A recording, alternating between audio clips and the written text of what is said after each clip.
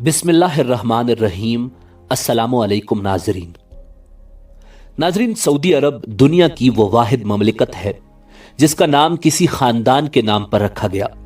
Saudi अरब पर फरमा रवा खानदान आले सऊद का पस मंजर क्या है? इस खानदान के आबा व अजदाद कौन हैं? इस खानदान का ताल्लुक क्या वाकई अरब के मशहूर खानदान उन्जा से है जैसा कि आम तौर पर ख्याल किया जाता है? क्या आले सऊद हकीकत में अरबियों नस्ल हैं या ये किसी और खानदान से ताल्लुक रखते हैं? और क्या इनके आबा व अजदाद मुसलमान थे या इनका ताल्लुक किसी दूसरे मजहब से था? नाजरीन, इन तमाम सवालात के जवाबात हम आज की वीडियो में आपको बताएंगे और आले सऊद की मुकम्मल तारीख पर रोशनी डालेंगे। नाजरीन, साल 851 हिजरी में कबीला उन्जा की एक शाख आले मसालिख से ताल्लुक रखने वाले कुछ अफराद ने एक तिजारती कारवां तश्कील दिया जिसका मकसद इराक से ग़िज़ाई अजनास खरीद कर उन्हें नजद लाना था। उस काफिले का सालार सामी बिन मसलूल था। जब उस काफिले का गुजर बसरा के बाजार से हुआ तो काफिले के कुछ लोगों ने अशियाए खुर्दोनोश खरीदने के लिए बसरा के बाजार का रुख किया और वहां वो एक ताजिर के पास पहुंचे तो वो ताजिर यहूदी था। नाजरीन, उस ताजिर का नाम मुर्दखाई बिन इब्राहिम बिन मूसा था और खरीदो फरोख्त के दौरान उस ताजिर ने उन लोगों से पूछा कि तुम लोगों का ताल्लुक कहां से है? उन्होंने जवाब दिया कि उनका ताल्लुक उन्जा कबीले की एक शाख अल मसालिख से है।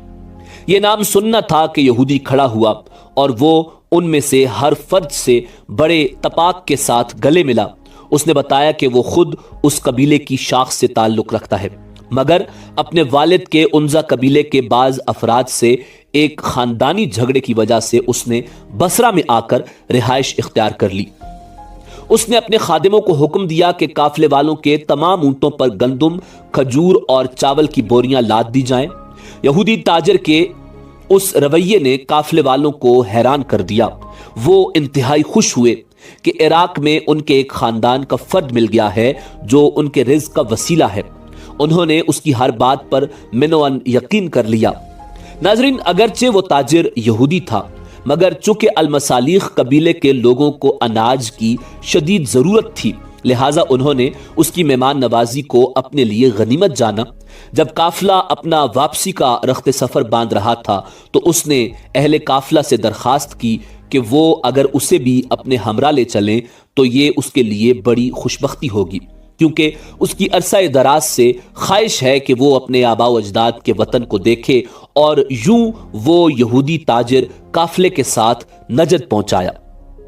नाज़रीन, नजद पहुंचकर उसने लोगों से राव रस्म बढ़ाना शुरू कर दिए और कई अफराद को अपनी चर्ब जुबानी की बिना पर अपने हल्का असर में लाने में कामयाब हो गया, मगर गैर मुतवक्के तौर पर उसे वहां अल कसीम से ताल्लुक रखने वाले एक मजहबी रहनुमा शेख साले सलमान अब्दुल्ला की मुखालिफत का सामना करना पड़ा।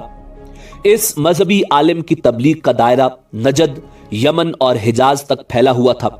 यहूदी को उस शख्स की मुखालिफत की वजह से मजबूरन ये इलाका छोड़ना पड़ा और वो अल कसीम से अल अहसा आ गया। नाजरीन, यहां आकर उस यहूदी ताजिर ने अपना नाम तब्दील कर दिया और वो मुर्दखाई से मुरखान बिन इब्राहिम मूसा बन गया। फिर वो यहां से अल कतीफ के करीब एक इलाका दरिया में कयाम पजीर हो गया। यहां उसने मकामी बाशिंदों में अपना असर रसूख बढ़ाने के लिए एक मन घड़त कहानी का सहारा लिया। कहानी ये थी कि रसूलुल्लाह सल्लल्लाहु अलैहि वसल्लम के ज़माने में मुसलमानों और कुफ़ार के माबैन लड़ी जाने वाली जंग ओहद में एक काफिर के हाथ रसूल पाक सल्लल्लाहु अलैहि वसल्लम की ढाल लग गई। उस काफिर ने यह ढाल बनु कनीका के हाथ फरोख्त कर दी। बनु कनीका ने उसे एक बेशबा खजाना समझते हुए अपने पास महफूज रखा और वो ढाल मेरे पास है। यहूदी ताजिर ने उस इलाके के बद्दुओं के दरमियान इस तरह की कहानियां फैलाना शुरू कर दी। उन मन घड़त कहानियों के जरिए वो ये साबित करना चाहता था कि अरबों में यहूदी कबाइल का कितना असर है और वो किस कदर लायक एहतराम है। उसने इस तरीके से अरब देहातियों, खाना बदोशों, बद्दू कबाइल और सादा लो अफराद में अपना एक मकाम व मर्तबा बना लिया। آخر اس نے ارادہ کر لیا کہ وہ مستقل طور پر القطیف کے قریب دریا قصبے میں قیام کرے گا اور اسے اپنی سرگرمیوں کا مرکز بنائے گا۔ ناظرین، اس کا خیال تھا کہ یہ علاقہ عرب میں بڑی یہودی سلطنت کے قیام کے لیے راہ ہموار کرے گا۔ اپنے ان مقاصد کی تکمیل کے لیے اس نے عرب کے صحرائی بدوؤں سے روابط شروع کر دیے۔ اس نے اپنے آپ کو ان لوگوں کا ملک یعنی بادشاہ کہلوانا شروع کر دیا۔ ناظرین، اس موقع پر دو قبائل، قبیلہ اجمان اور قبیلہ بنو خالد، اس یہودی کی اصلیت کو جان گئے اور فیصلہ کیا کہ اس فتنے کو یہیں ختم کر دیا جائے۔ دونوں قبائل نے باہم اس کے مرکز دریا پر حملہ کر دیا اور اس قصبے کی اینٹ سے اینٹ بجا کر رکھ دی، جبکہ مردخائی جان بچا کر بھاگ گیا۔ ناظرین، العارض کے نزدیک المالی بید غصیبہ کے نام سے ایک فارم میں اس نے پناہ لے لی۔ یہی العارض آج ریاض کے نام سے جانا جاتا ہے، جو سعودی عرب کا دارالخلافہ ہے۔ مردخائی نے اس فارم کے مالک، جو بہت بڑا زمیندار تھا، سے درخواست کی کہ وہ اسے پناہ دے۔ فارم کا مالک اتنا مہمان نواز تھا کہ اس نے مردخائی کی درخواست قبول کر لی اور اسے اپنے پاس پناہ دے دی، مگر مردخائی کو اپنے میزبان کے پاس ٹھہرے ہوئے 1 ماہ ہی گزرا تھا کہ اس نے اپنے محسن اور اس کے اہل خانہ کو قتل کر دیا اور بہانہ یہ کیا کہ ان کو ڈاکوؤں نے قتل کیا ہے۔ اس کے ساتھ اس نے یہ دعویٰ بھی کر دیا کہ اس افسوسناک واقعہ سے قبل اس نے اس زمیندار سے اس کی تمام جائیداد خرید لی تھی، لہٰذا اب اس کا حق بنتا ہے کہ وہ یہاں ایک بڑے زمیندار کی حیثیت سے رہے۔ ناظرین، مردخائی نے اس جگہ پر قبضہ جما لینے کے بعد اس جگہ کا نام تبدیل کر کے اپنے پرانے کھوئے ہوئے علاقے کے نام پر آل دریا رکھا اور اس غصب شدہ زمین پر فوراً ہی ایک بڑا مہمان خانہ تعمیر کروایا، جس کا نام اس نے مضافہ رکھا۔ یہاں رہتے ہوئے اس نے آہستہ آہستہ اپنے مریدین کا ایک حلقہ بنا لیا، جنہوں نے لوگوں کے درمیان یہ غلط طور پر مشہور کرنا شروع کر دیا کہ مردخائی ایک مشہور عرب شیخ ہے۔ کچھ عرصے بعد اس نے اپنے اصل دشمن شیخ صالح سلمان عبداللہ التمیمی کو ایک منصوبے کے تحت قصبہ آل زلافی کی مسجد میں قتل کروا دیا۔ اس اقدام کے بعد وہ ہر طرف سے مطمئن ہو گیا اور دریا کو اپنا مستقل ٹھکانہ بنا لیا۔ دریا میں اس نے کئی شادیاں کی، جن کے نتیجے میں وہ درجنوں بچوں کا باپ بنا۔ اس نے اپنے ان تمام بیٹے بیٹیوں کے نام خالص عرب ناموں پر رکھے۔ یہودی مردخائی کی یہ اولاد ایک بڑے عرب خاندان کی شکل اختیار کر گئی۔